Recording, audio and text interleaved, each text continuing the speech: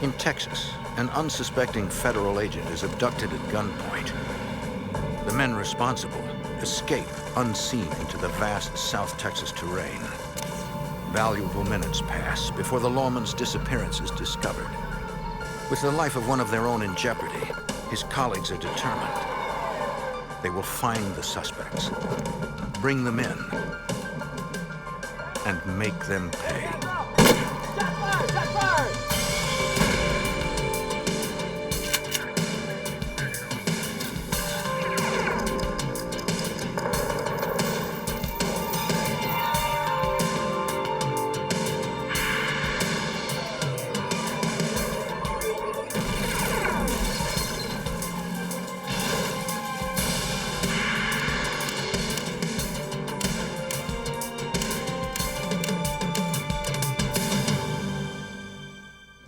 When the victim of a violent crime is a member of law enforcement, the job of investigating becomes personal.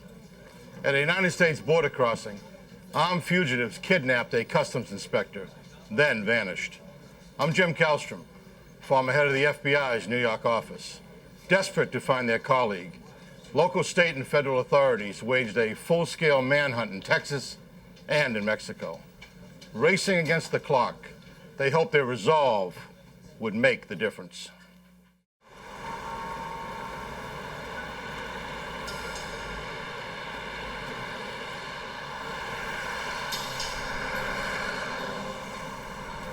Authorities at the U.S. port of entry at Del Rio, Texas, see hundreds of legal crossings between the United States and Mexico every day.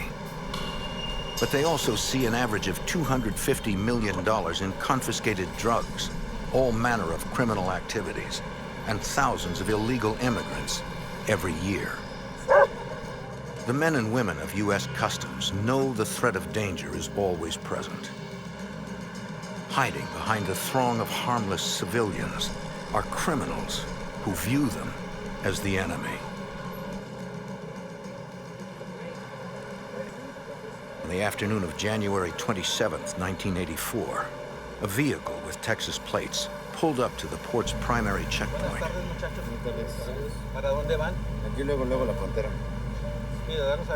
Customs Inspector Jose Torres asked the occupants for identification.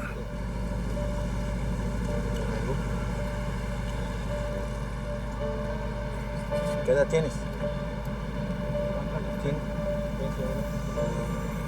The three passengers provided green cards showing they were legal resident aliens allowed to work in the U.S. The driver explained he was an American citizen, but produced only a baptismal certificate as proof. Inspector Torres could not accept it.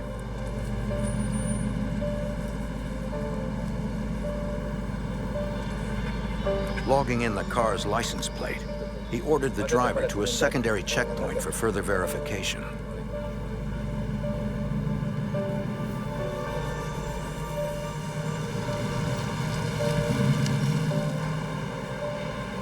The vehicle was met by Customs Inspector Richard Latham. Hello, man. Baptismal certificate? Can you step out, A please? 10-year veteran at the border, it was his job to handle questionable persons or vehicles. Follow me. Latham brought the driver inside to speak with an officer of the Immigration and Naturalization Service. The INS officer chastised the driver over his insufficient papers.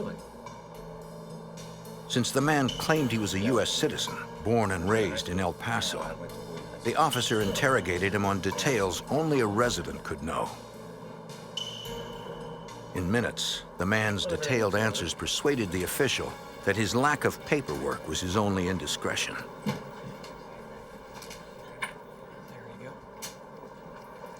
The driver was cleared, but Latham still had to inspect the vehicle. Stand over there. You need to look inside your car. Following routine procedure, he checked for illegal drugs or undeclared contraband. Since there was nothing suspicious about the men or their behavior, Inspector Latham was alone during the search. To everyone working at the port that day, it seemed like every other day. Then, at about 4:45 in the afternoon, a detective with the Del Rio, Texas police arrived. He informed border officials that a jewelry store had been robbed 15 minutes earlier in the Mexican border town of Ciudad Acuna, 2 miles away. His information was unfortunately sketchy, but he said Mexican police were searching for 4 Hispanic males, at least one of whom could speak English. Police and border officials went immediately to alert each of the inspectors on duty. Since the robbers might try to enter the United States, inspections at the primary checkpoints were doubled. Good afternoon. How you doing? Where you headed? Customs officials wanted to be certain that no one connected to the robbery would enter the country. Yes, sir.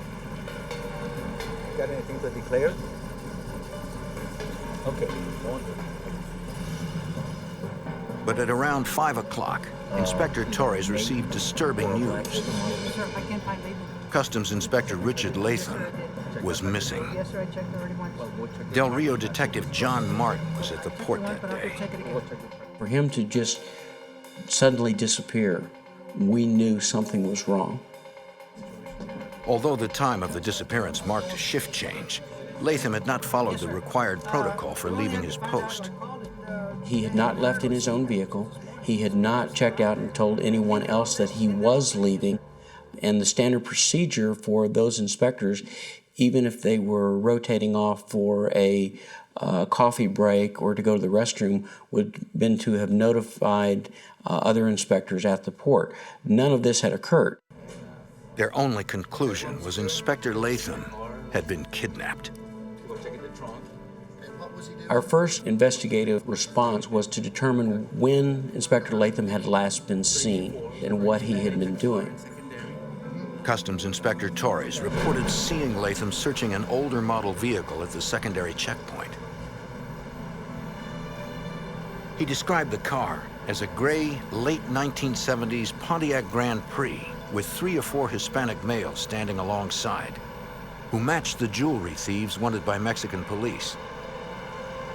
The inspector described the driver as a male in his 20s, wearing an El Paso baseball cap. Torres realized that as he turned to check the next vehicle, Inspector Latham must have discovered something.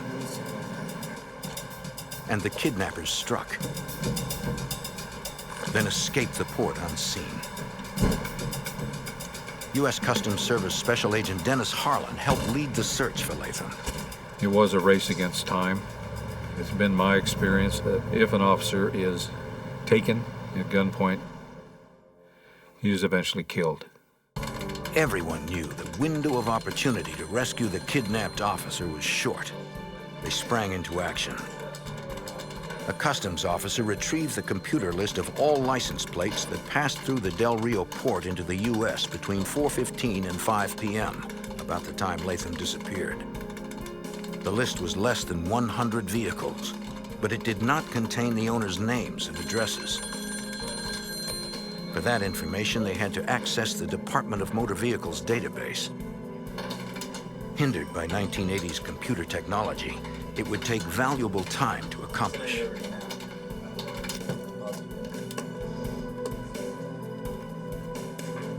Del Rio police began creating a composite likeness using an identikit. Based on Inspector Torres and other witnesses' recollections, pre-drawn facial features merged piece by piece into an image of the driver.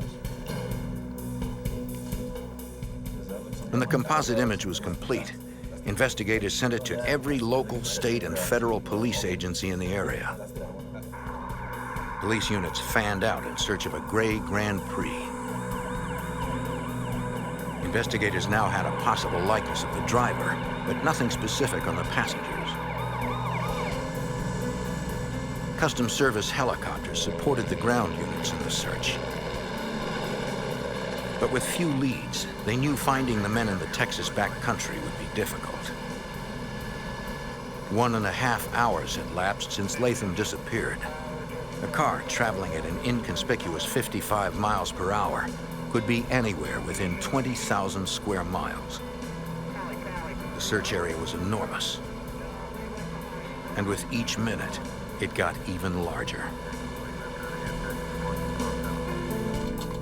In record time, the DMV database returned the list of license plate numbers with the owners' names and addresses. There were 8 Pontiac Grand Prix on the list. Police officers went to the 6 addresses in Del Rio to investigate the vehicles. But 2 were registered to owners in El Paso, where the driver of the suspect vehicle said he lived, and that was 10 hours away. A customs agent contacted the nearest FBI field office to seek their help and informed Special Agent Don Weatherman about the kidnapping. It was very discouraging to realize that we had a missing customs inspector, no trace of where he might be, what happened to him,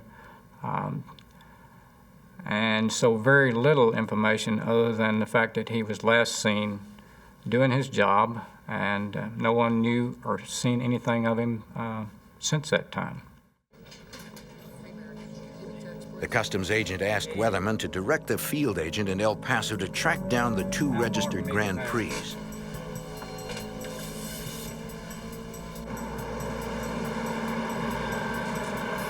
FBI Special Agent Charles Riley was assigned to interview the owners of the cars.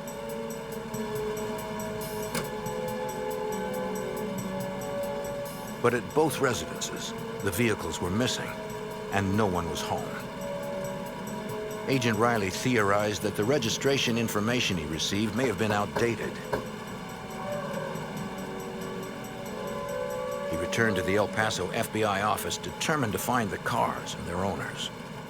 That evening, I had the clerk in the office conduct further license checks on the 2 vehicle license plates, trying to come up with the actual owners of the vehicles at the current time.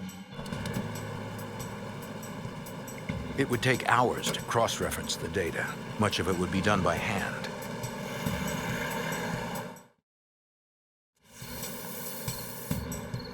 State and local police manned roadblocks in every direction from the port. Where you going? You got any ID? All vehicles leaving the area were stopped and searched.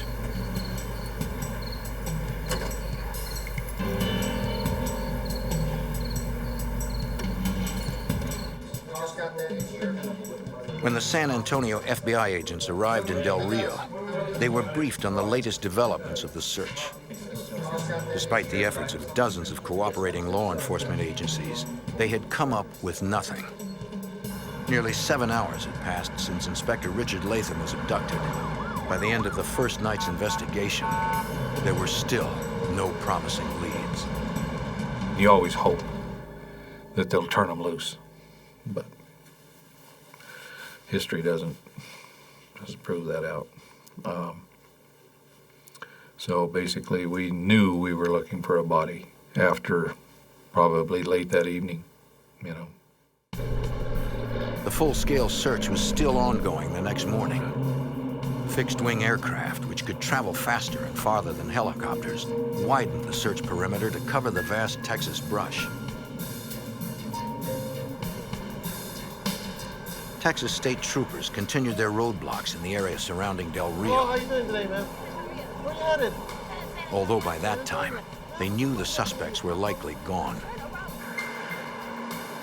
In El Paso, Special Agent Riley eliminated as suspects an elderly couple who owned a gray Pontiac Grand Prix. But the other owner sold his vehicle to a man by the name of Ricardo Cortez. Cortez had failed to register the vehicle in his name. A background check showed Ricardo Cortez had a criminal record for drug possession. Riley located his most current address. I went to that address, spoke with Cortez's mother, and determined that he had been out of town for 3 or 4 days. She was not sure when he was going to be back. She stated that Cortez still owned the car in question and had the car with him. I went to the El Paso Police Department and obtained a photograph of Cortez and wired a copy to the port of entry in Del Rio, Texas.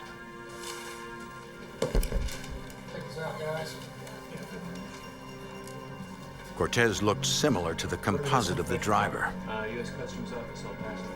Finally, agents had their first suspect, something specific they could move on in hopes of finding Richard Latham and the men who abducted him.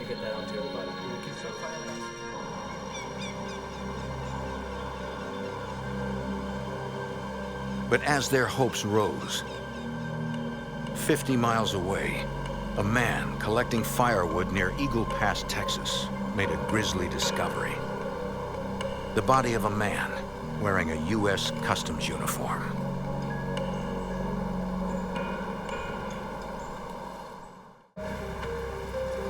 Men, step over here, please. In Del Rio, Texas, authorities believe jewelry thieves crossing the border in a gray Pontiac Grand Prix abducted U.S. Customs Inspector Richard Latham.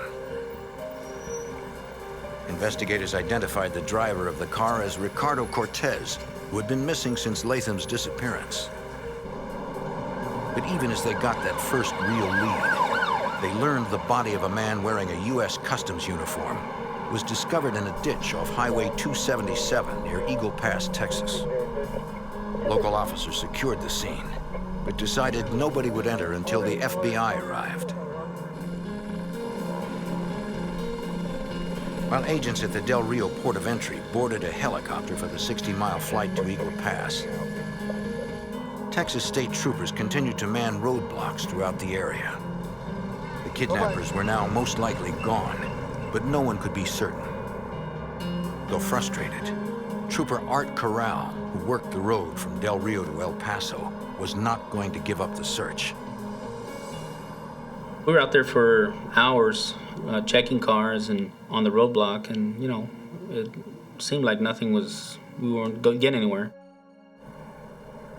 That our supervisor advised to go ahead and stay on that road, but break off the roadblock. So my partner and I decided to stop cars that had 3 or more Latin males in the car. About that time, we saw this car go by, and there were 3 people in the car.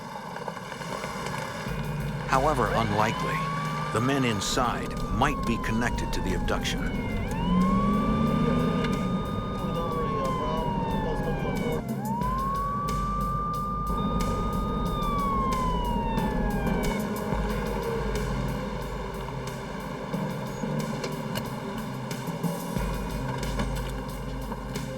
The driver got out and approached the troopers. How you doing, sir? How you been? Corral explained why he had pulled him over. 4 male Hispanic subjects are involved in kidnapping. The driver gave his ID. He was a taxi driver from Eagle Pass, hired by the men in his car to take them to Presidio, Texas. He admitted he was glad to be pulled over. His passengers were agitated and made him nervous. They want me to take them from Ensenada to Eagle Pass. The trooper decided to run a check on them.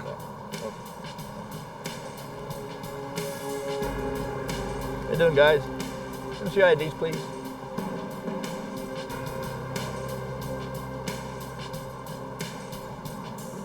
He got the green cards of the 2 passengers, Rafael Calderon and Jesus Ramirez. Neither of them fit the description of the suspect driver of the Grand Prix, and there were only 2 of them. Determined to be thorough, Trooper Corral and his partner would run a check on the names just in case. Inside the car, Corral's partner tried to radio dispatch. Any other station out there can hear me? You can copy me. Please answer. But there was no signal. He tried again. Still nothing. It's common around that area to lose contact. You had a lot of valleys and peaks, and sometimes you would lose contact with the radio station. You would have to move location in order to make contact with one of our stations. He took down the passenger's information to call in from a different position. How much to pay you? Couldn't get through, I just want to raise it. Tell you what, sir. Here's your ID card. Follow me back to the vehicle, okay? They believed they could afford the risk of letting the car go. Out here, there's only one road. You may not have another road for 100 miles. So when you let a car go, you know, for whatever reason, and something comes up, you probably have a good chance of finding them again. The troopers took the chance and doubled back to catch a radio signal. By 2:15, FBI agents arrived in Eagle Pass to process the scene where the body was discovered. Everyone working the case had hoped they would find their fellow lawman alive. But the evidence was clear. It was Richard Latham. The inspector had been bound by his own handcuffs and shot twice in the back. The kidnappers were now cop killers. U.S. Customs agent Dennis Harlan was distraught over the loss of his friend. Yeah, we lost one of ours. One brother officer has been taken and murdered. And those of us that have been in the field, we take that personally. And I was sorry that Richard was dead, but in a criminal investigation of this nature, finding of the body is very, very important. The body becomes evidence. So I felt a sense of relief that we had found the body. Sense of sadness that a friend of mine was gone. Examiners would determine he had been shot with a .38 caliber handgun, the same as his service weapon, which was missing. For Del Rio detective John Martin, the execution-style murder shed a chilling light on the type of criminal they were after. Someone that has the temerity to kidnap a law enforcement officer and to subsequently murder that officer, knowing the response that you're going to receive. That is the most dangerous type of individual. That means they don't take anyone's life in any regard whatsoever, and they would kill the average person on the street in a moment.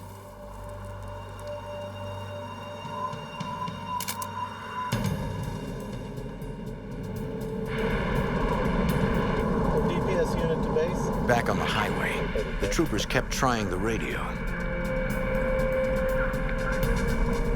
After several minutes, they made contact.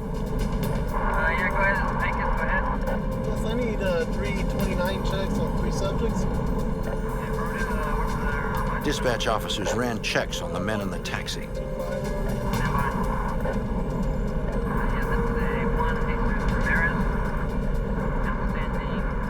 They came back with a return and said there was a possible hit on one of the passengers, which was Ramirez in the back seat. There was an outstanding DUI warrant for a Jesus Ramirez. It might not be the same Ramirez, but the troopers needed to verify his identity. So we decided to go ahead and try to catch up to the car. We are attempting to locate. We're traveling westbound on 90 at this time, so we can locate that vehicle.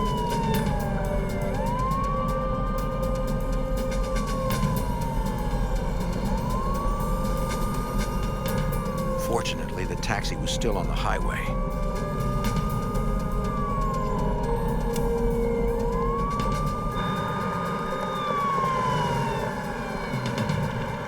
The driver pulled over for a second time.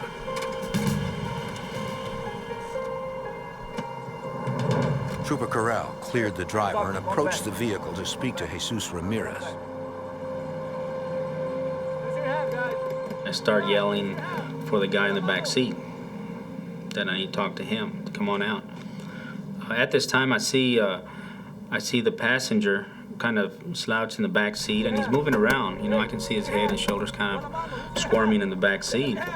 So I keep calling him back, and all of a sudden, Shots fired! Shots fired! I need to talk to you. Go in the back. While investigating a federal officer's abduction, Texas state troopers pulled a car over to question a man inside. Put your hands But the traffic stop quickly turned dangerous for Trooper Art Corral and his partner. When the shot was fired, my partner reached for the shotgun, and we didn't have time to call anybody. You know, it was just us two. And when there's a shooting, you got to react quickly, you know, because that could mean life or death. Put your hands in the back. Give me the other one. With his partner covering him, Corral got Rafael Calderon out of the vehicle and into custody. Down. He placed him behind the squad car, away from any weapons. Get on down, get on down, get on down. Go in. Then they went to check on the man in the back seat. Jesus Ramirez had shot himself in the head with a .357. Another one over there too. Okay. Good. Come on. The troopers recovered that weapon and a .38 caliber revolver.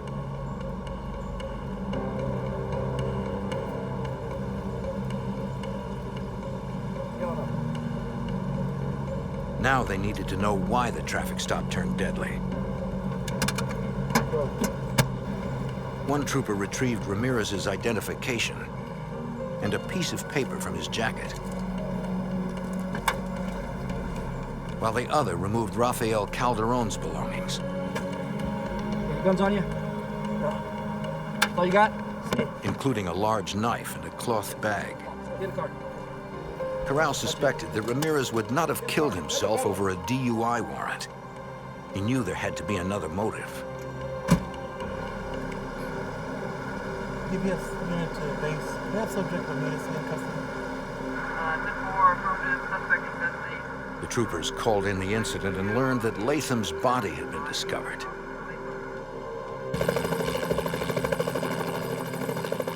Customs agent and the FBI believed the highway shooting was connected to the Latham case and flew to the scene. When they arrived, they reviewed the evidence. Along with the .357 Ramirez used to kill himself was a .38 caliber handgun, a service revolver later determined to be Inspector Richard Latham's, the gun that killed him. It's in the bag. Found a whole bunch of jewelry. In the pillowcase taken off Calderon, they discovered tens of thousands of dollars of jewelry that matched the items stolen during the robbery in Mexico. They also found a handwritten bill of sale for a 1975 Pontiac Grand Prix taken from the dead man's jacket. It's transported. The seller's name was Ricardo Cortez, the first suspect identified hours earlier. Now, with Rafael Calderon in custody, it was time to get some answers. On the way back to Del Rio, FBI Special Agent Moses Alanez interrogated Calderon. I was in the back seat, a Ranger's vehicle. On the way, Mr. Calderon began relating to me what had transpired the previous 2 days from the point that they left El Paso, himself and 3 other friends, into Mexico. Calderon claimed that Jesus Ramirez planned the robbery.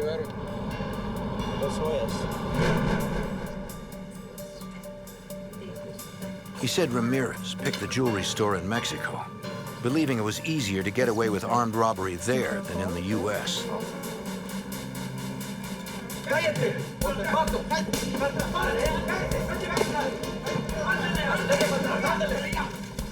While Calderon, Ramirez, and a third man he knew only as Carlos robbed the place, their driver, Ricardo Cortez, waited in the getaway car.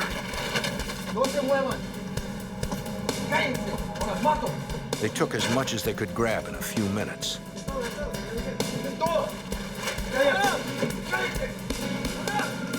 Then left.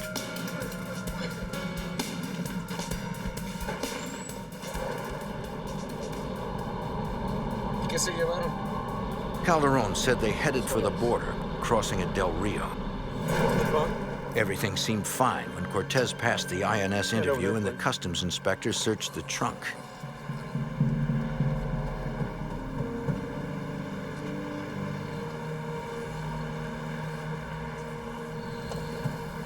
I'm gonna look in your car. They began to get nervous when he checked the back seat. He found the bag of stolen jewelry, so Ramirez pulled a gun.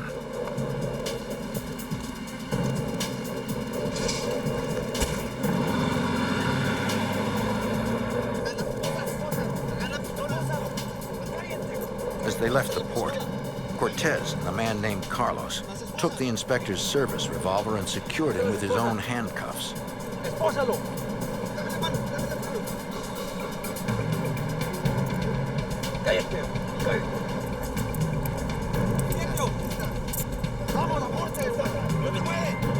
According to Calderon, Jesus Ramirez was in charge the entire time.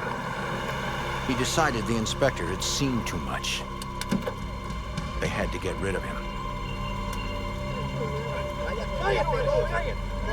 Calderon said he and Ramirez forced Latham into the ditch. He claimed it was Ramirez who shot the inspector twice in the back with his own service revolver.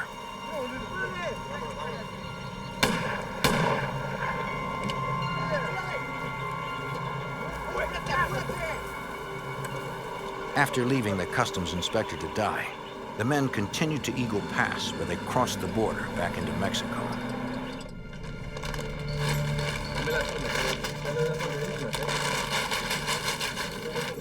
At a motel there, they went through the jewelry, putting the most valuable pieces into pillowcases. The plan was then to separate. Calderon and Ramirez would take the jewelry back into the United States. Ricardo Cortez and Carlos were supposed to keep the car in Mexico for a few days. They would all meet later in El Paso.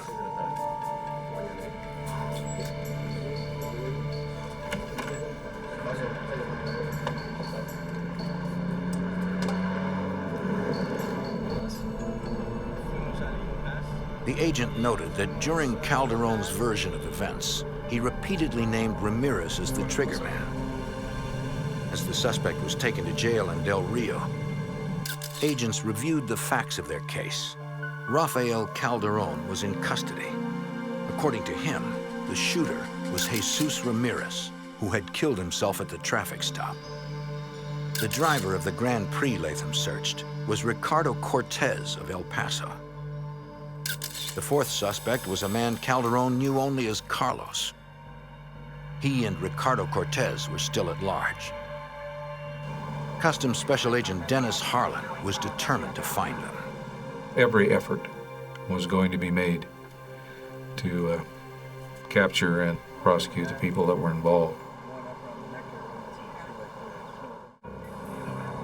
After the abduction and murder of U.S. Customs Inspector Richard Latham, investigators developed 4 suspects. One suspect, Rafael Calderon, was in jail. Another was dead, and 2 more were still at large. 6 hours after Latham's body was recovered, the state police in Piedras Negras, Mexico, asked FBI agents to come to their office.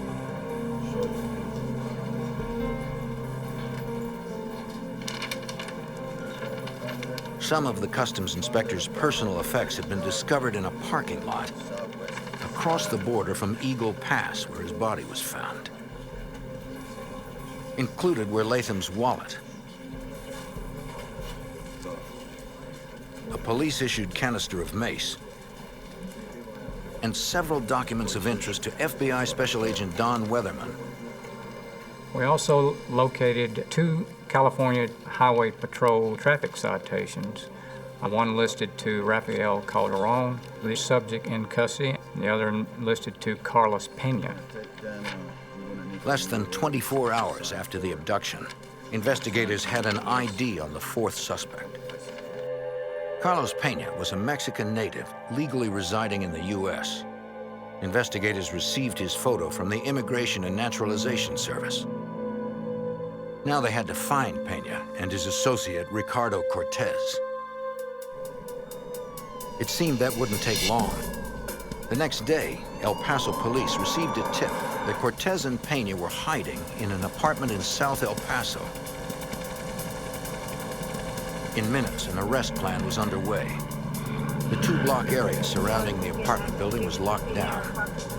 Coordinating units on the ground and in the air was FBI Special Agent Charles Riley. The streets were cordoned off in that area, and roadblocks were set up. U.S. Border Patrol helicopters were in the air looking on the rooftops, and officers were posted throughout the area while the search was conducted. The search for the fugitives was a sensitive mission. SWAT teams cleared the building apartment by apartment. It was dangerous work. The hallways were narrow and provided no cover if the two desperate men were to attack.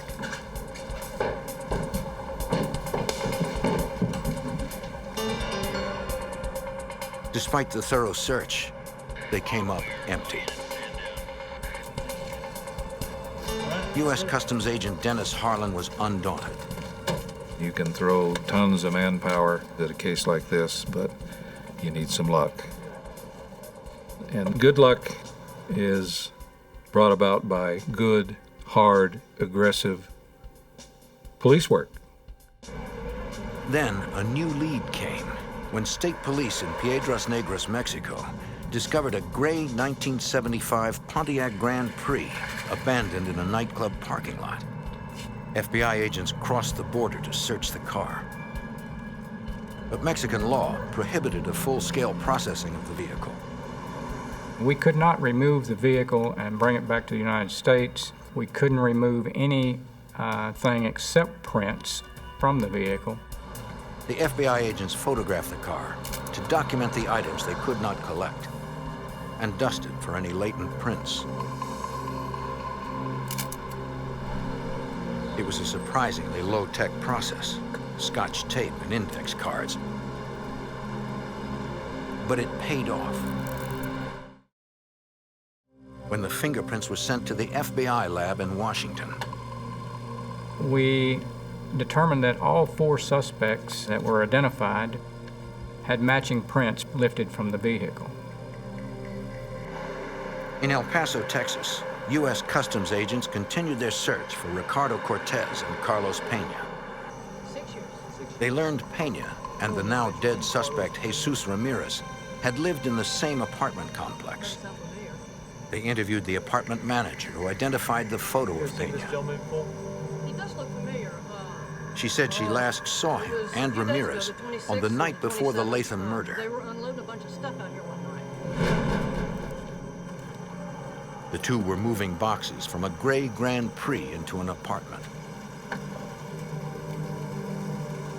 A third man arrived, driving a blue car.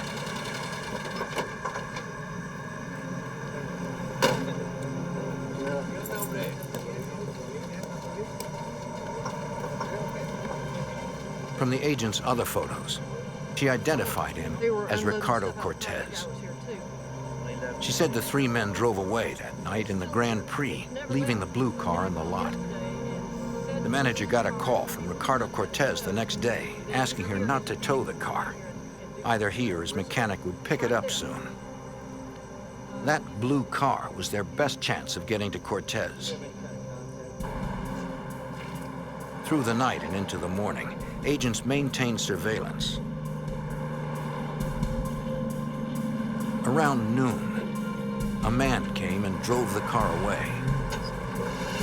It was not Cortez or Pena.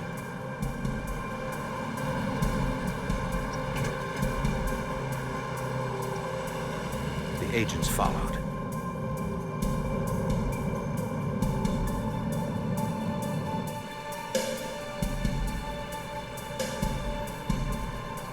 The man drove to a quiet part of town.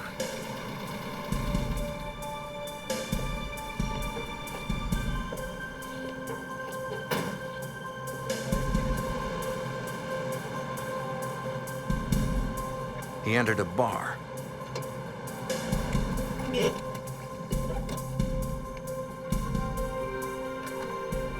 A few minutes later, he came back out alone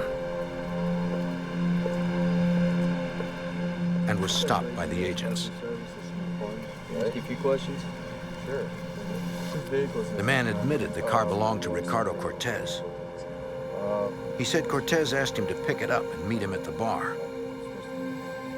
But Cortez never showed, so he left the keys with the bartender.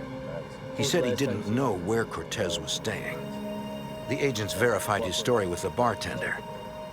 He'd not seen Cortez either. While surveillance continued on the blue car, FBI agents located Cortez's girlfriend. What's going on? What's this all about? We think your daughter's boyfriend Ma, no might lo be involved. escuche, no es posible. Ricky nunca hiciera eso. Está mintiendo. ¿Tú sabes algo? They asked if she knew where Cortez was. She said that she had not seen or heard from him in over a week. Mira, si sabes algo, se lo dice, que no estés mintiendo, ¿ok? Tú sabes, no me dice nada. Sí, tú sabes, tú te lo tienes que decir, no estés mintiendo, Ma'am, ¿ok? this is very important. It's been over a week. I don't know. Mira, ya estoy harta contigo. Ya, Dile ya, la ya le dije verdad, que que no yo sé te nada. conozco, tú siempre estás en la calle con ese muchacho. But agents, even the woman's own mother, doubted her story. Yo te conozco a ti. They asked the mother if they could install a tap and trace on her phone. Ma, no. Estás ridículo. With her consent, investigators could locate the source of all incoming calls. We needed to apprehend the other two suspects involved in the kidnapping of Richard Latham and his subsequent murder. So that's where the focus went from there.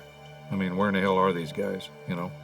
All investigators could do was wait for Ricardo Cortez to call. The FBI, U.S. Customs Service, and other agencies were closing in on two remaining suspects in the murder of a U.S. Customs officer. Agents had contacted the girlfriend of one of the suspects, Ricardo Cortez, and were monitoring her telephone. Hello? Ricky? Where are you? 2 days later, she received a call. Be careful. It was Cortez. Where was he at? He didn't tell her where he was, but agents traced the call to a motel in El Paso. We traced down the last call that was on this line. Special Agent Charles Riley was ready. Myself, other agents, members of the El Paso Police Department and U.S. Customs proceeded to the motel. A SWAT team surrounded the building. Ricardo, come out of the hotel. Through the combined efforts of 3 law enforcement agencies, investigators accomplished their mission, according to Special Agent Don Weatherman. The El Paso office of the FBI, Customs, and the police department there did a very good job. Cortez was arrested at that motel.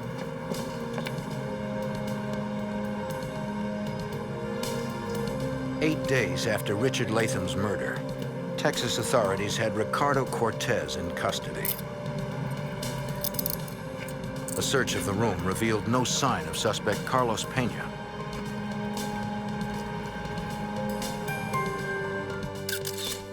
The driver of the Grand Prix, Ricardo Cortez, and Rafael Calderon were now in custody.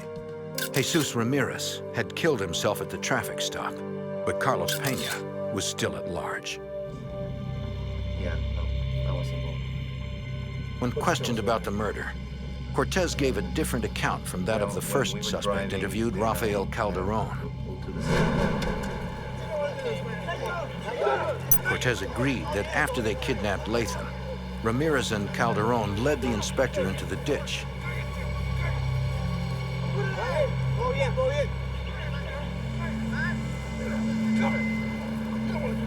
But Cortez said the fatal shots were fired not by Ramirez, but by Rafael Calderon. After the traffic stop by the Texas State Troopers and Ramirez committed suicide, Calderon saw an opportunity to blame his dead associate. When Cortez stated that it was in fact Calderon who had shot Inspector Latham, this was somewhat of a surprise. Cortez said that after the 4 split up, he and Pena abandoned the car and took a bus to Juarez, Mexico. Cortez advised that Pena was still in Juarez and had not come over to El Paso. The FBI realized that they could not arrest him on their own.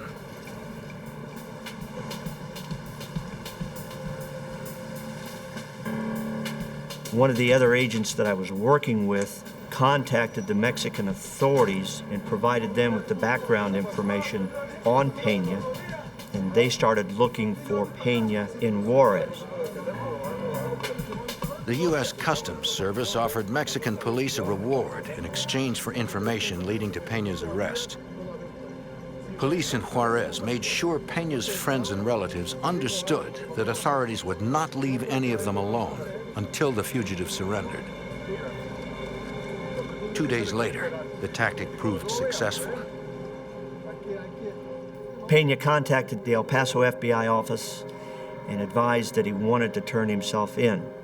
Arrangements were made with him to meet at the top of the Santa Fe Bridge. The top of the bridge is the border between Mexico and the United States, and there's a marker there. We are not allowed to proceed into Mexico for any interviews or any apprehensions. So by meeting him at the top of the bridge, we asked him to step across into the United States, which he did, and we took him into custody. The manhunt was over. The investigators took Carlos Pena to the El Paso port of entry. When questioned, his story matched that of Cortez down to the slightest detail. FBI Special Agent Don Weatherman. In my mind, the arrest of Carlos Pena pretty much summarized and concluded the investigation as to who was responsible for Richard Latham's murder. Their story was so consistent, I'm convinced that Calderon was the shooter and not the deceased, Jesse Ramirez. In San Antonio, a federal grand jury indicted Calderon, Cortez, and Pena on 6 counts. In exchange for his cooperation, Ricardo Cortez was allowed to plead guilty to conspiracy and assault on a federal officer. Carlos Pena pled guilty to the same charges. They were also convicted of state kidnapping charges and each received 23 years. Rafael Calderon, the man who killed Richard Latham, was charged with assault and murder of a federal officer. He pled guilty and was sentenced to life in prison.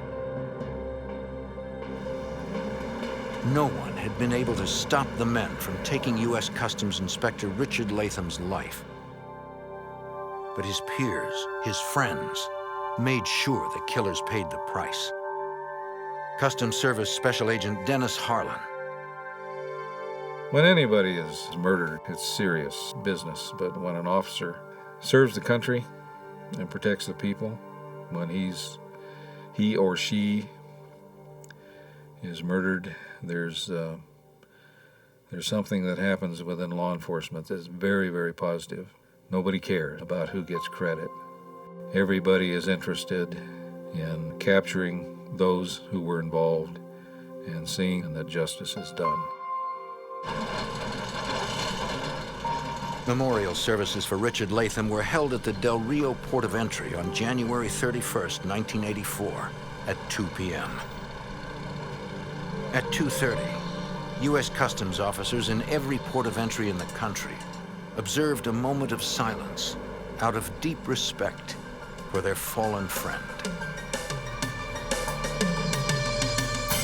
In Las Vegas, fortunes are won and lost through games of chance, but some try to beat the odds with violence. A ruthless band of vicious thugs strikes several casinos, taking thousands of dollars, leaving a bloody trail in their wake. Local police and the FBI team up to identify and track down the deadly gunman, who will stop at nothing to avoid capture.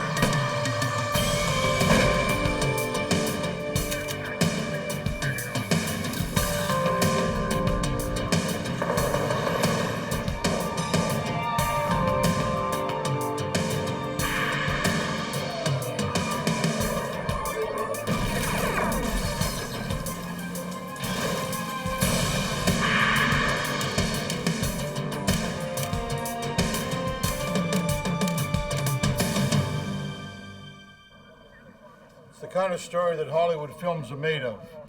Brazen armed robberies of Las Vegas casinos. But this was no movie. I'm Jim Kallstrom, former head of the FBI's New York office. They were a gang of criminal masterminds. They carried automatic weapons and were not afraid to use them.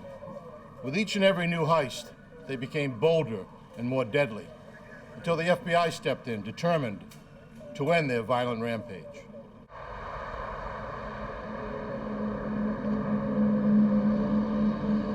Las Vegas, Nevada, September 20th, 1998. It is shortly before noon at the MGM Grand Hotel and Casino.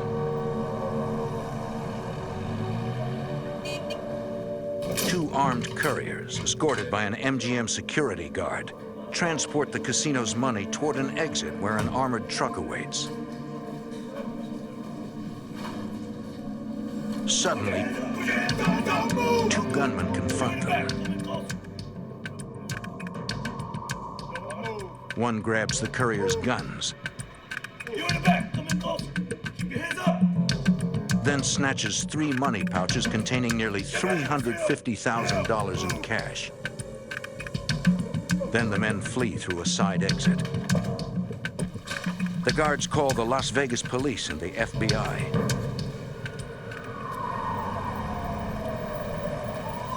Detectives and agents respond to the casino and interview the guards, who give investigators a rough description of their assailants. Any kind of logo on the jacket? Not that I saw. Okay. It was two Latinos. I'm pretty sure it was Latinos. What kind of guns were they? They were not The robbers left no physical evidence at the scene. Right. 2 semi-automatic weapons. Right. They were standing like right here. The MGM, like all Las Vegas casinos, has a vast network of security cameras.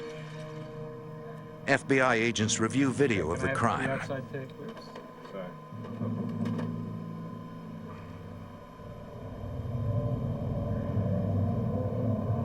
Special Agent Henry Schlump observes the way the lead gunman brandished his weapons, which suggests he could be a dangerous individual. Seeing a subject commit a robbery with a gun in each hand is not typical. That would be a rare occurrence, and I think it would portend the violence that the subject was capable of. We got two-fisted gunslinger. Okay, can you give me the outside tape?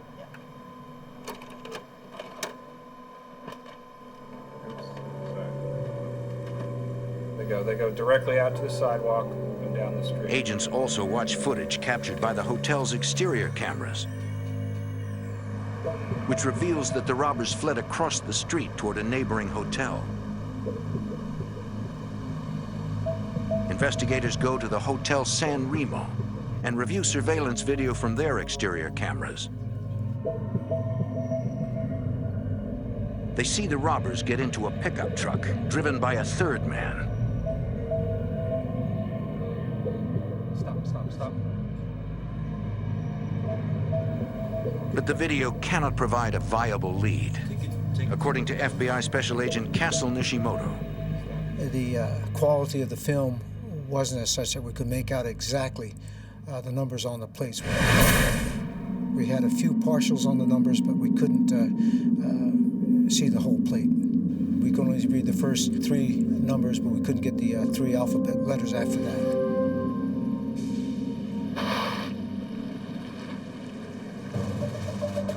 Despite having only a general description, police begin searching for the getaway truck. However, they are unable to immediately find it. Nearly 2 months later, continued search efforts lead to a break in the case. Once again at the San Remo. In the casino's parking lot, a Las Vegas Metro Police detective locates what looks like the getaway truck. The truck's plate numbers match the partial numbers seen on the surveillance tape. To investigators, it seems the robbers waited for the heat to die down after the robbery, then drove the getaway truck back to the San Remo. The detective runs a check on the vehicle's identification number and discovers it was reported stolen almost 3 weeks before the MGM robbery. Running a check on the license plate, investigators find it was stolen from a disabled car kept at a Las Vegas storage area.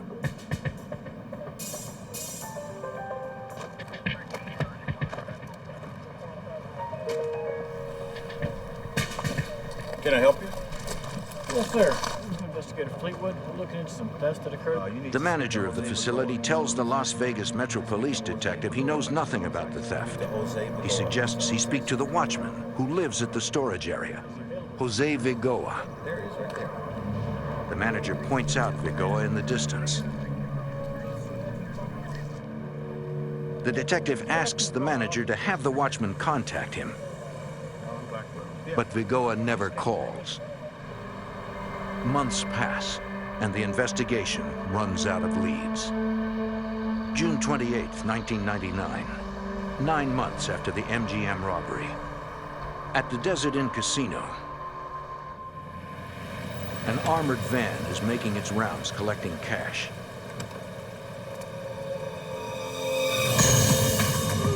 Two gunmen confront the guards. The guard inside the van is hit in the arm. His partner returns fire, but is hit 3 times in the leg. Through their training, the guards know to aim for the chest. Their bullets slam into the gunman, but the shots fail to stop them.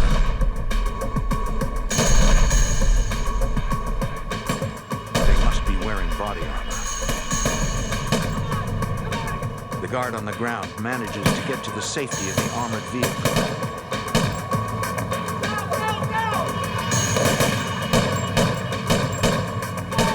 The van's driver heads to a nearby hospital.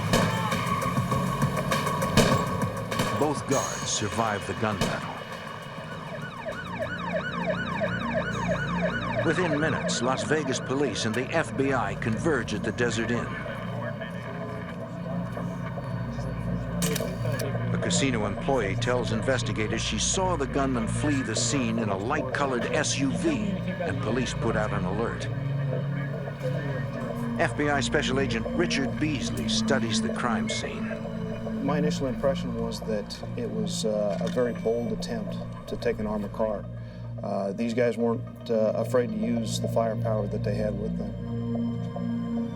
There was a number of brass casings in one area and a number of brass casings in the other area where the armored car guards had shot their rounds.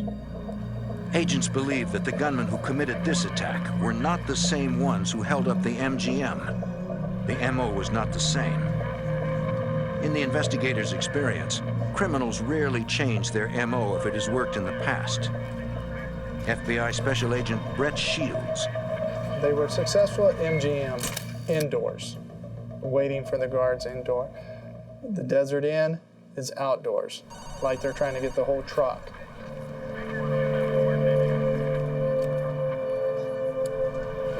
10 minutes after arriving at the scene, Agent Beasley gets a call that the getaway car has been found. I'll be right there.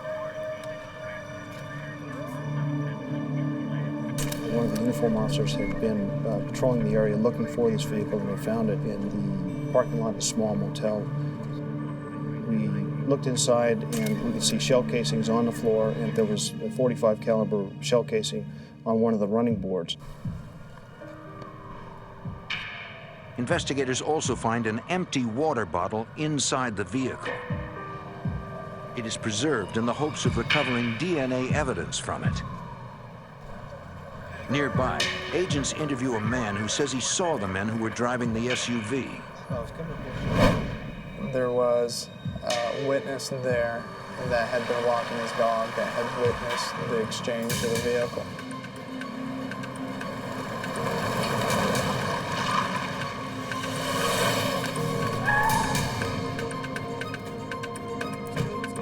One robber goes to the back of a pickup truck, simply threw a bag in the back, made a loud noise, what we think is the guns. The other two jump into the front of this pickup truck.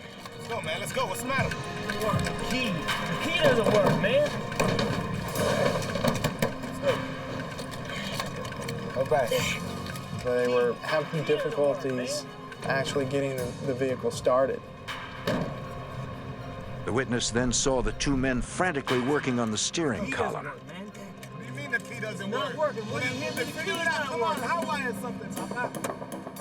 He didn't know whether they were messing with it to hotwire it or what. Finally, the pickup roared to life and the men took off.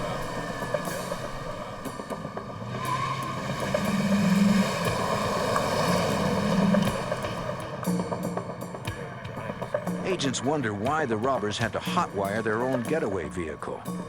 Presumably, they had placed the truck there ahead of time. So why didn't they have the keys? That was strange to us. We couldn't understand why that would have taken place. Then agents notice a pickup of the same make and model parked nearby. We thought maybe because there were two vehicles that were, very similar, parked close together, they had jumped into the other vehicle, and of course their keys don't work, so they had to hotwire it. Agent Slump and I go back to the rear of this second pickup truck, and we notice that there's a license plate rubber banded over another license plate.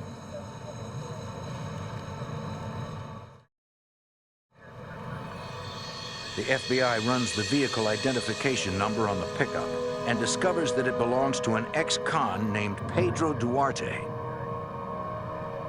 The crime scene investigator finds fingerprints on the top license plate.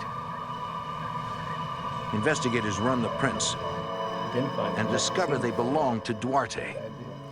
This suggests that Duarte rubber-banded the stolen plate to his own pickup. At the request of FBI agents, the witness agrees to describe the three men he saw to a police artist. Investigators hope that composite sketches will aid in identifying suspects. The next day, investigators travel to Pedro Duarte's house to ask him about his truck. So I had the composite with me, and when we go to knock on the door and Pedro Duarte comes to the door, it's like, holy cow. Duarte bears a close resemblance to the man in the sketch. Mind if we come in and talk to you for a moment? Sure.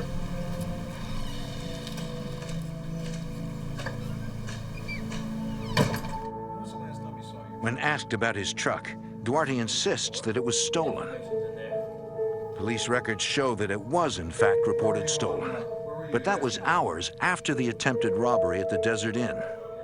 His story was that he and his wife had had personal problems, and so he went down just to walk the strip. So he had parked his vehicle and was just walking up and down the strip, and that he had fallen asleep on a bench. Duarte claims that when he woke up, his truck was gone. Just nonsense. None of his story was true. He's just cocky as cocky can be, and his English was fine until we started getting to the harder questions, and then no habla. Duarte suddenly claims he cannot speak English. The Metro Sergeant was even talking to him in Spanish, and he still claimed that he couldn't understand. It was a very frustrating interview. Discrimination. Investigators are convinced Duarte is involved, but are stymied by a lack of direct evidence against him. We still didn't have any answers. I mean, was he up to no good on the strip? Absolutely. Could he have been doing jewelry robberies or purse snatchings or anything else and try to disguise his vehicle and this just be coincidental? Absolutely. Man, I don't know what you're even talking about, man. So we weren't comfortable enough to arrest him at the time. And we got nowhere with the interview.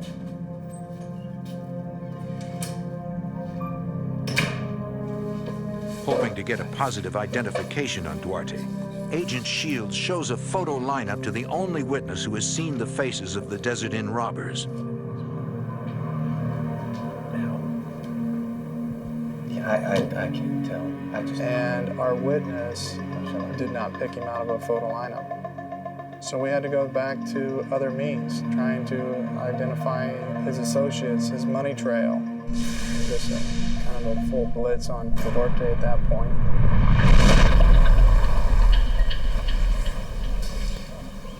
In an effort to gather any incriminating evidence against their suspect, investigators set up surveillance on Duarte.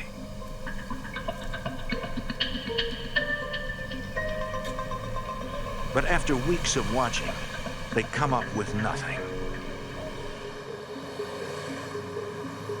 The Mandalay Bay Casino, October 11th, 1999, 4 months after the attempted robbery at the Desert Inn. 2 armed couriers pick up $88,000 and transport it to their armored truck. Suddenly, 2 gunmen ambush them.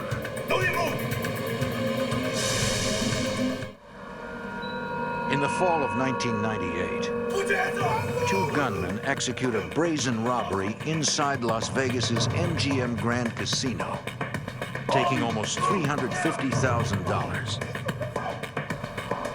Now, a year later, couriers collecting money at the Mandalay Bay Casino are under attack.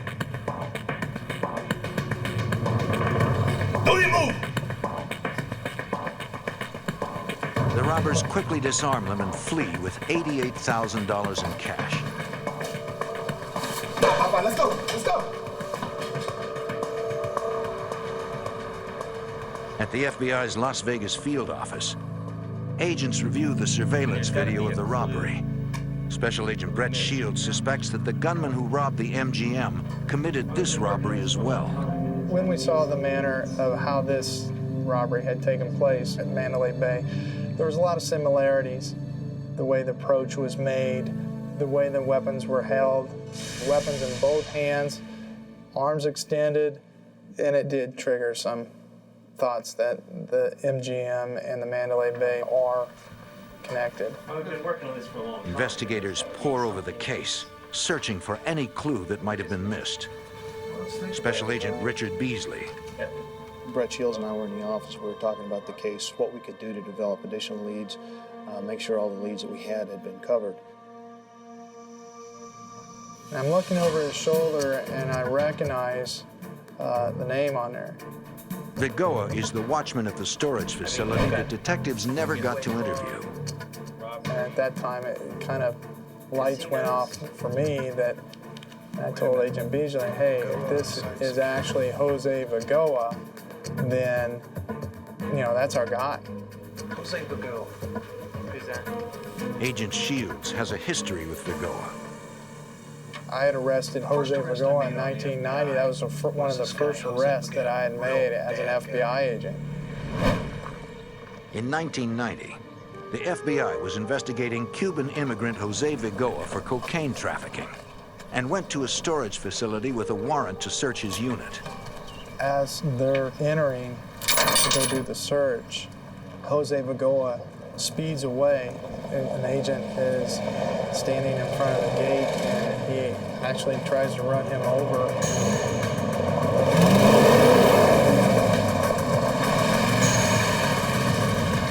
That's his personality, you know, that's just the type of person that he is, that he's not going to be taken by the police without a fight, and no respect for life or anybody but himself.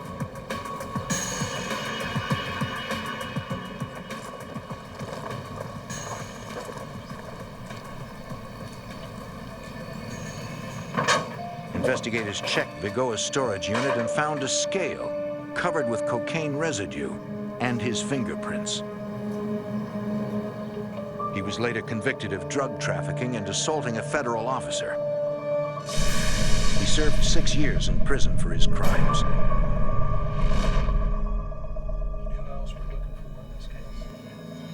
Shields remembers that Pedro Duarte was questioned in connection to the recent Desert Inn shootings. Duarte is Jose Vigoa's brother-in-law. To investigators, it now seems that the 2 robberies inside the casinos are connected to the attack outside the Desert Inn. They all appear to be the work of one group of robbers. Agents decide to show Vigoa's probation officer the casino surveillance video to see if she can identify any of the robbers.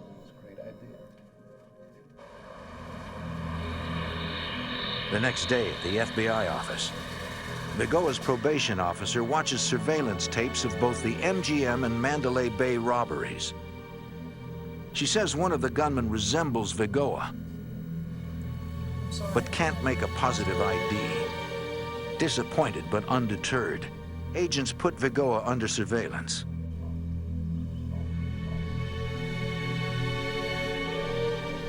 According to his probation officer, Vigoa earns only $10,000 a year and lives in a shack at the storage facility where he works. But Agent Beasley discovers that Vigoa actually lives in a middle-class house. We did financial background checks, and the house was in fact purchased just a few weeks after the MGM robbery. It was interesting to us because about $19,000 in cash had been put down on this house. The house was not purchased in Vigoa's name. It was purchased in the name of a person named Oscar Cisneros. Agents suspect Vigoa is using Cisneros as a financial front to hide his purchases. We knew after talking to Vigoa's probation officer that Vigoa was supposed to be working a labor-type job. He wasn't supposed to have much money. So if assets started showing up in Vigoa's name, that would certainly raise suspicion to his probation officer. Vigoa's finances are questionable, but they are not an indication of guilt. We didn't have any eyewitness identification of him in these robberies, and just because somebody's spending a large amount of cash doesn't necessarily mean that they were involved in a robbery. Vigoa was a convicted drug dealer. We didn't know if he was back in the drug trade, which would account for him having a large amount of cash. The results of the financial background check are not enough to move the investigation forward.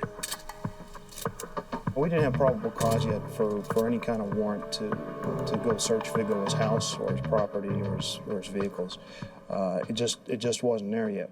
Even if we had even the minimal for a search warrant, we may not be ready to actually do it yet. We want to develop additional so we have enough to make the arrest and get a conviction, not just get enough for a search warrant for the house.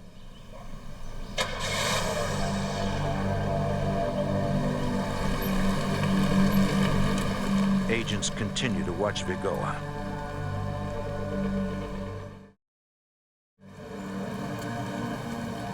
Five months later, on March 3rd, 2000, in the neighboring suburb of Henderson, local police and the FBI respond to a report of an assault on an armored vehicle in front of the Ross Dress for Less department store.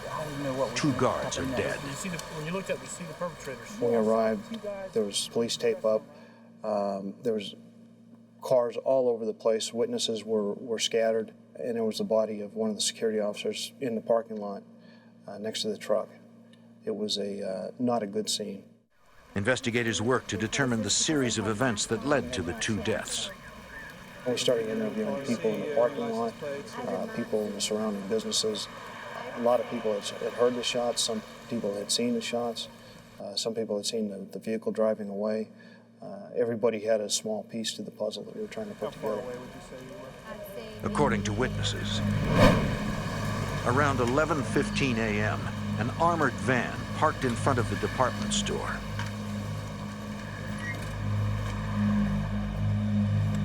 One guard went inside to pick up the store's deposit, passing between two minivans which witnesses reported seeing parked there since early that morning. When the guard returned with the money, the gunman pounced. The courier drew his weapon and fired, hitting one gunman in the knee. But another gunman opened fire with an assault rifle. The guard died almost instantly. The gunman's fury was then leveled on the van's driver.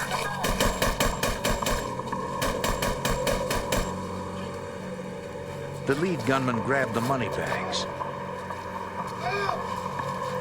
All three men made their escape in what witnesses described as a beige sedan. Their total take was less than $5,000. The amount of violence used in in that crime was just incredible. The number of rounds that were fired and the brutal cold-bloodedness that these security officers were killed was just uncalled for.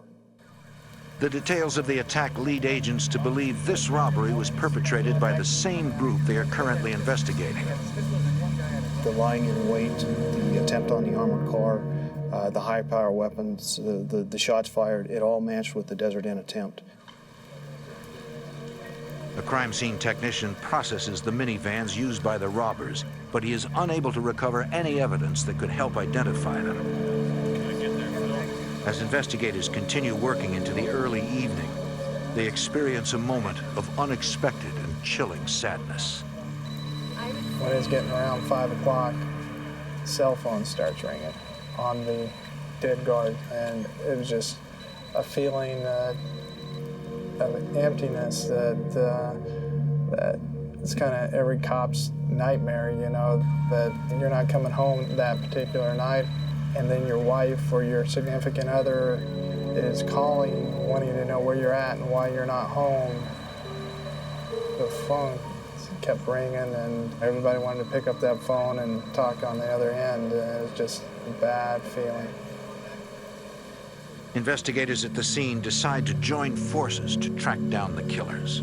We formed kind of an ad hoc task force within the FBI, Henderson Police Department, and Las Vegas Metropolitan Police Department in order to identify the group of individuals who were doing these crimes. Everybody's goal was the same, to try to catch these guys.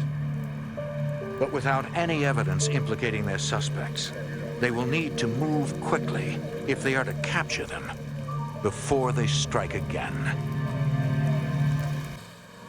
In Henderson, Nevada, a group of heavily armed robbers continue their violent rampage with an assault on an armored van, killing 2 guards in a hail of gunfire.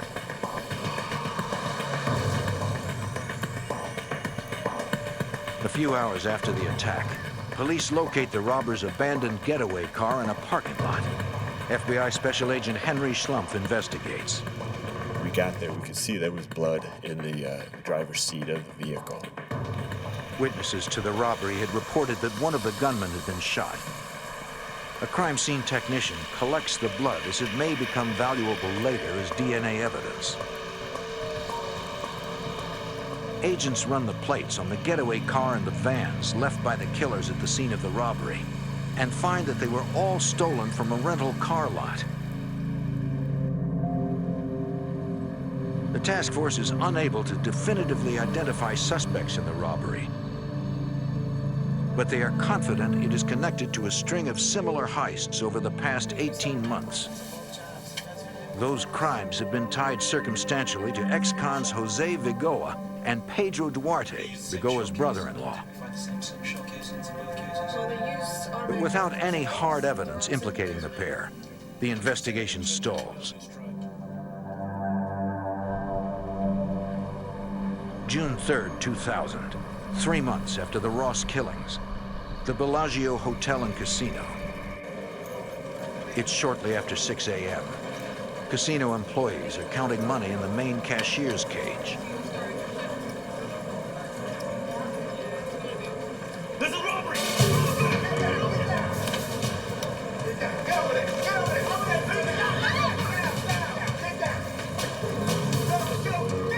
Gunmen force frightened employees into a corner and then clean out the money drawers. Don't move!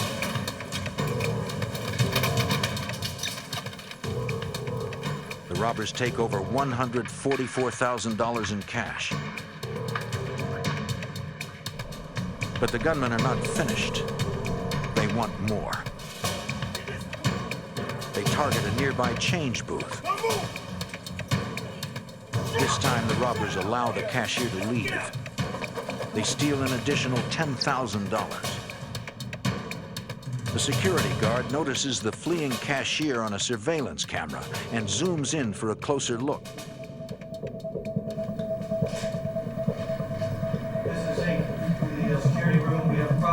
The guard alerts outside security as he watches the robbers flee the building through an emergency exit. There they are. The robbers jump into their getaway van and speed off with more than $150,000. They're unaware that Bellagio guards in an unmarked van are following them and alerting police. However, once the robbers realize they're being followed, they react with violence. One bullet strikes the security van's tire, ending the pursuit.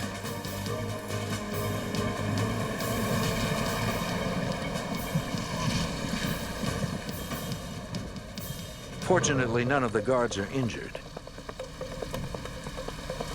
They provide police with the make, model, and license plate number for the vehicle. When FBI Special Agent Brett Shields hears the details of the heist and the robbers' violent escape, he is convinced it is connected to their suspects. And it shows the mentality of these guys that they weren't going to get taken. They were going to shoot it out, they were going to run, they were going to do everything they could to get away.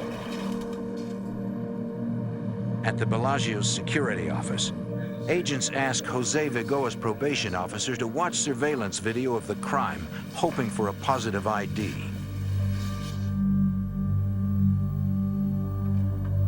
We showed the video, and she said, yeah, that was Jose Vigoa doing that robbery.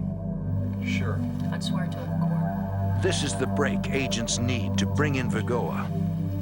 They obtain an arrest warrant, but they worry that this ruthless killer will not be taken down without a fight.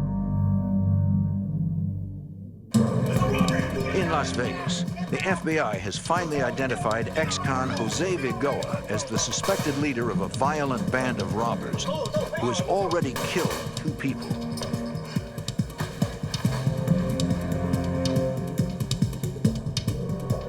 Agents obtain an arrest warrant for Vigoa and move to apprehend him. FBI Special Agent Brett Shields. They had a vehicle in front. The Metro SWAT team was going to pull up, exit the vehicle, and take him down at gunpoint. The SWAT officers got out and aimed their weapons at him. FBI, get out of the car now! I pulled around the SWAT vehicle. He and we're side by side, and I'm actually showing him my credentials, and he's acting like, who are we? And the vehicle in front of him wasn't close enough to his vehicle. So he was able simply to pull out and to proceed.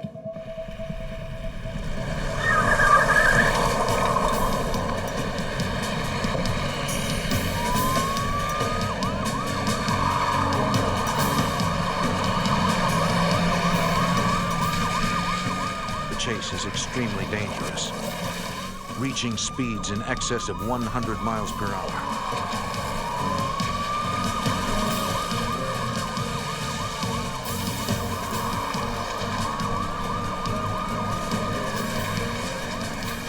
The suspect refuses to slow even for a second. After a few miles, Vigoa loses control of his vehicle and hits a tree. He exits the vehicle and flees. He's gone. He's jumping over fences. He's going. Las Vegas SWAT officers chase after Vigoa while Agent Shields inspects the wrecked vehicle. To his surprise, he finds Vigoa's wife in the passenger seat.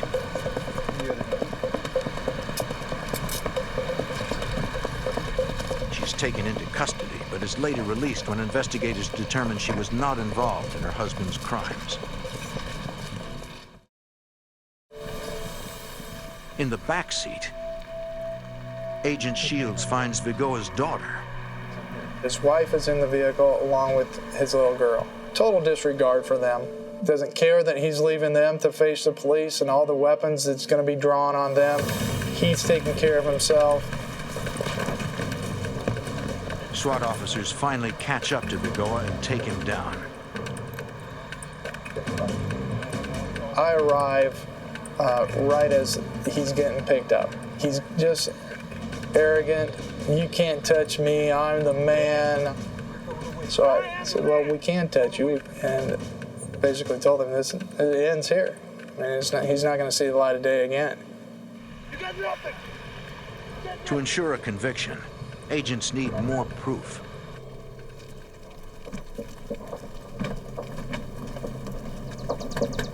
Police, open up!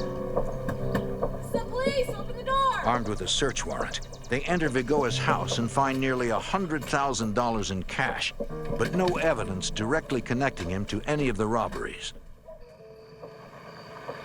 With Vigoa in custody, FBI Special Agent Richard Beasley moves in on Oscar Cisneros, Vigoa's financial frontman.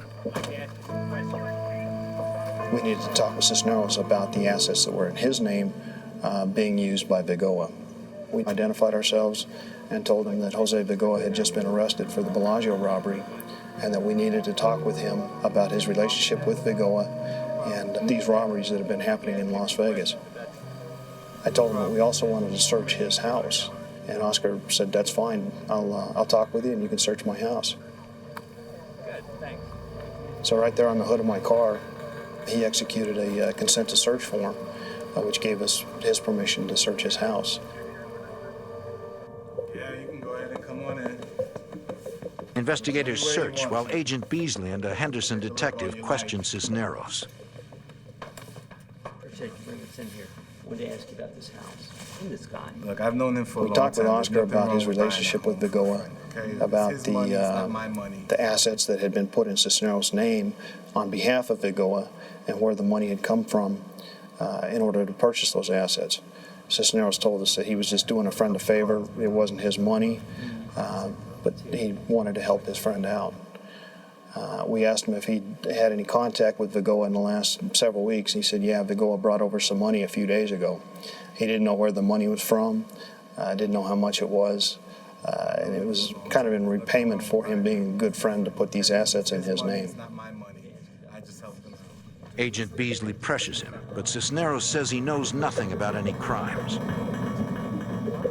Again, he was very calm, collected. He claimed not to know anything about anything. He was just trying to work hard and pay his bills and support his family and just live a normal life. In the bedroom, investigators find a box full of cash. Suspicious, but not incriminating. A lot of hundreds, 50s, 5s, 10s. So, where did you get this from?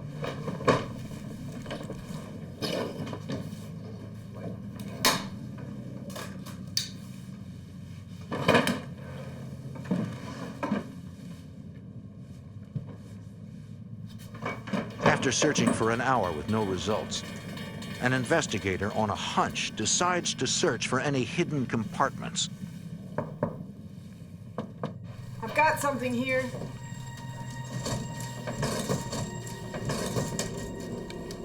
And uncovers a motherlode of evidence. Ammunition, body armor.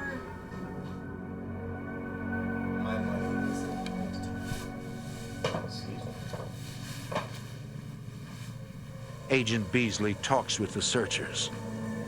And they said, Rich, we found it. We found a secret compartment in his closet. Appears to have everything in it that's going to be what we've been looking for. The agent needs to know if the items in the closet were used in the robberies. So I immediately went back where Oscar was sitting. I said, Oscar, we found it. We found your closet. What's going to be in there? He kind of sighed. He looked down. He said, the guns, everything. So at that point, I knew that he was going to be more of a player than what I thought he possibly could have been. The agent asks him about a scar on his knee. So tell me. And I could see the inside of his right knee, and there was like a puncture wound. I got shot. Shot? Where? At Ross. We were just ecstatic. We identified one of the people who had been shot at the Ross, and we were well on our way to solving that killing. All right. How much much time am I looking at? He started asking us what kind of penalty he was looking at, what kind of prison time. And we were very honest with him. We told him, you know, we couldn't tell exactly for sure what he was looking at, but it could very well be the death penalty because of the murders with the aggravated robbery, and he continued to ask us more about the potential penalties. Why do you need the death penalty? I could always put in a good word for you. But I mean, you know, you're going to have to help us out here. All right, look. Eventually he confessed to the Ross killings, the Desert Inn attempted armored car robbery, the MGM robbery, the Mandalay Bay robbery, the Bellagio robbery. Okay, the lead guy is Jose Vigoa. That's the lead guy. Based on Oscar's confession, we learned that Vigoa was the ringleader. He was the one who was organizing everything, deciding which hits to do. His brother-in-law, Pedro Duarte, had been involved in the robberies until the Desert Inn. After that, they brought in another individual, Luis Suarez, and he had taken part in the Ross killing as well. I think Cisneros eventually confessed to us because he truly had remorse about what had happened, not so much with the robberies, but with the killing of the armored car guards. As Cisneros continues to confess, investigators process the evidence in the bedroom. They were taking each piece out, cataloging it, making sure that nothing was disturbed as far as fingerprints or DNA type evidence.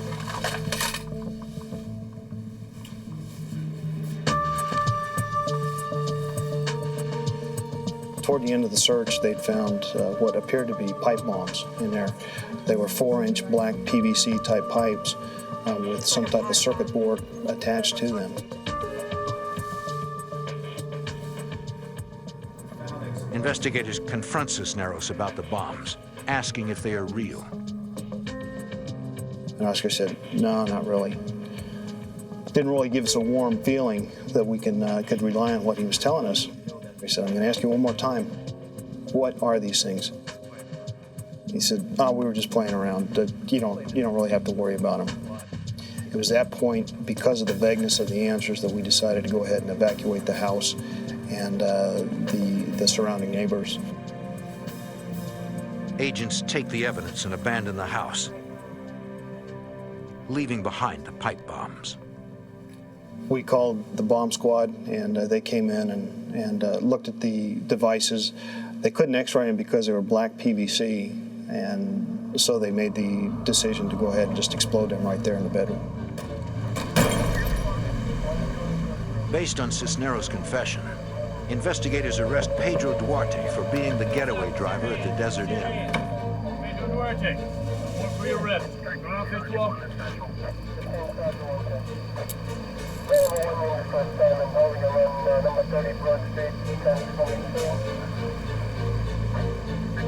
Investigators move to arrest the final robber, Luis Suarez, but he has fled the state.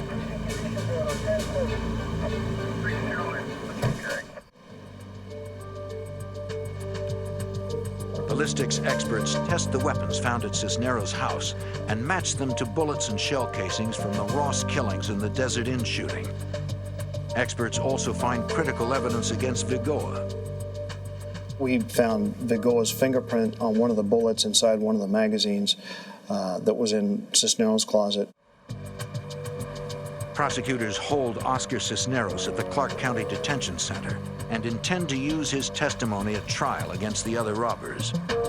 We felt like it was a pretty tight package. We had Cisneros' confession, we had all the physical evidence for the guns and the money and the clothing that we found in the closet. So we felt like it was coming together very well. But one event would put the entire case in jeopardy.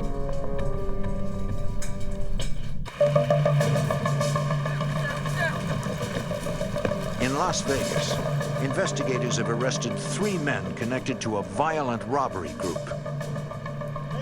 The leader, Jose Vigoa, his brother-in-law, Pedro Duarte, and Oscar Cisneros, who confessed everything to federal agents and implicated a 4th man, Luis Suarez, in the robberies. But on October 7th, 2000, The case weakens when Cisneros hangs himself in his cell. FBI Special Agent Richard Beasley. We learned later from the officers who investigated the suicide at the detention center that Vigoa had been sending messages up to Cisneros to do the right thing. I think that Cisneros didn't want to put his family through any more problems, and he just didn't want to deal with it, so he took the easy way out and killed himself. When Cisneros dies, his confession dies with him, since it would be inadmissible in court. The prosecution team turns to forensic science to tie the other robbers to the crime. DNA evidence from the recovered water bottle and ski masks links Vigoa, Duarte, and Suarez to the crimes. The blood evidence recovered belonged to the now deceased Cisneros. While prosecutors prepare for trial, agents track down the remaining gunman, Luis Suarez, who fled Las Vegas and is hiding in Florida.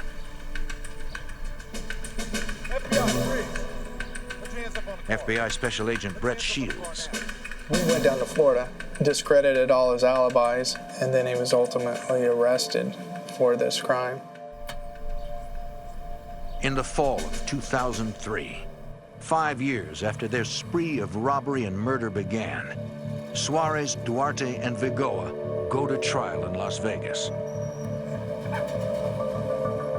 Luis Suarez plea bargains to 1 count of armed robbery and receives a sentence of 6 to 15 years. Pedro Duarte takes his chances at trial and is convicted of 2 counts of attempted murder and other charges.